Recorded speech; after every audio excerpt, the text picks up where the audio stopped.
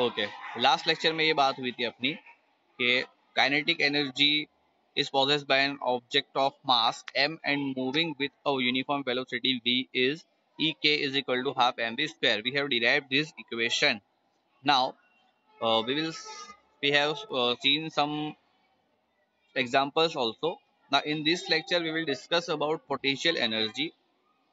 Now in activity 11.8 you can watch that. Take a rubber band, hold it at one end and pull from the other. The band stretches. Release the band at one of the ends. What happens? अभी एक rubber band लेना है और rubber band को stretch करना है. Okay, खींचना है उसको. उसके बाद क्या करेंगे? छोड़ देना उसको. तो क्या होगा?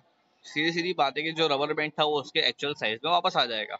Okay, so the band will tend to the regains its original length. Obviously the band had acquired energy in its stretched position. Now उसकी जो stretched position है उसके अंदर कुछ energy acquire करता है. Okay, now how did it acquire energy when stretched? मतलब किस तरीके से वो energy acquire करता है जब stretched होता है. Okay, now the take a slinky as shown as below. Ask a friend to hold one of it and you hold the other end and now move away from your friend. Now you release the slinky. जो slinky है वो उसको एक and से पकड़ना है, दूसरे and से फ्रेंड को पकड़ने को बोलना है, फिर उसके बाद क्या करना है? अपने को छोड़ देना है इसको. बरोबर.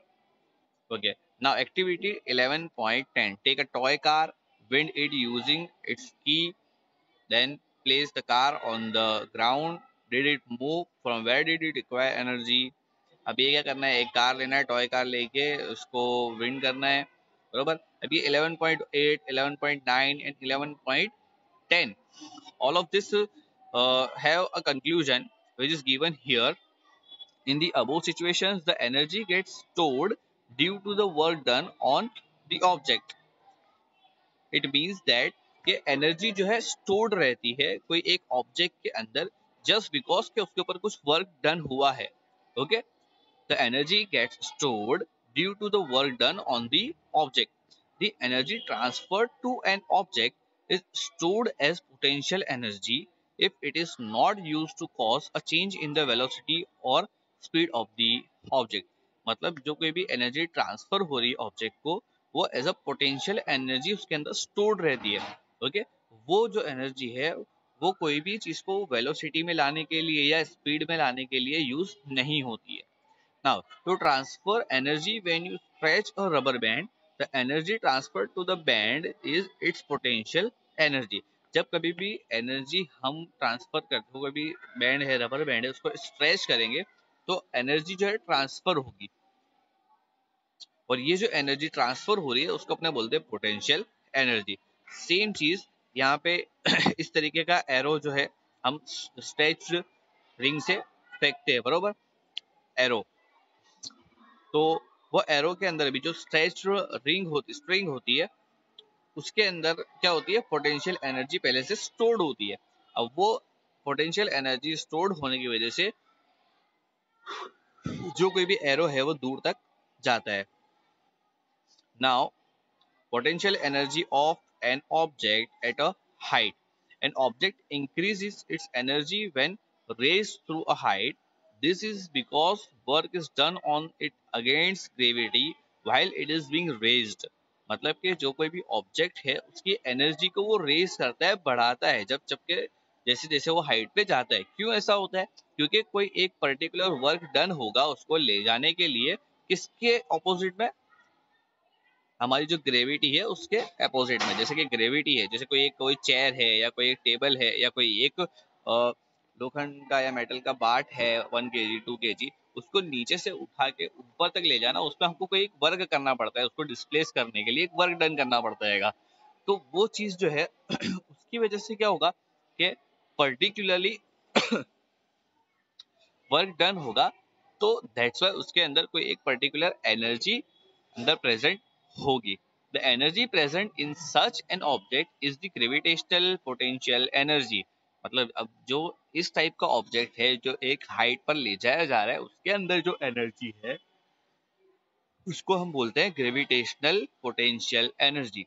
The gravitational potential energy of an object at a point above the ground is defined as the work done in raising it from the ground to the point against gravity।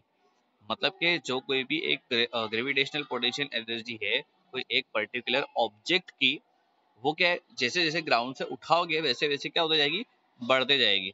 और एक पॉइंट आएगा जहां पे जाके object रुक जाता है, तो वहां पे जो एनर्जी है वो भी एक पर्टिकुलर हाई लेवल पे होगी। It is easy to arrive at an expression for the gravitational potential energy of an object at height. Now consider an object of mass m। एक ऑब्जेक्ट m मास का object लेना है, कोई एक particular height जो displacement हुआ है, मतलब ग्राउंड से लेके 1 feet 2 feet 3 feet 10 feet 20 feet या मीटर में भी हो सकता है। तो उस तरीके से जो वर्क डन हुआ वो हम देखना है। जैसे कि work done W is equal to force into displacement F into S. अब फोर्स क्या यहाँ पे हमको क्या लिया जाएगा, ग्रेविटी की वजह से है। तो जैसे कि ग्रेविटेशनल लॉ के अंदर देखे थे अपनों ने कि भाई F is equal to M G लेना चाहिए। फिर पहले वाले में क्या लिए थे, काइनेटिक एनर्जी के लिए एम ए लिया था अपनों ने। लेकिन अब यहाँ पे ग्रेविटेशनल फोर्स की बात हो रही है, तो that's why force is equal to M G हो जाएगा यहाँ पे। तो W is equal to M G H. Since work done on the object is equal to mgh and energy equal to the mgh unit is gained by the object, this is the potential energy of the object। मतलब अब ये जो gravitational force की वजह से लग रही है एनर्जी और एक हाइट का डिस्प्लेसमेंट है, वो जो पोटेंशियल एनर्जी हुई उसको बोलते हैं अपनी E P is equal to M G H. Now ये हमारा जो कोई भी हुआ इसको अपने बोलते हैं potential energy at certain height. अब यहाँ पे अगर एक चीज देखी जाए कि भाई कोई एक दो चीजों का कंपैरिजन दिया हुआ है A B and A B. अब दो अलग अलग पाथ से ले जा रहे हैं उसको अपने, एक जो है वो सीधा पाथ है, ओके, और एक जो है वो अल्टरनेट पाथ है।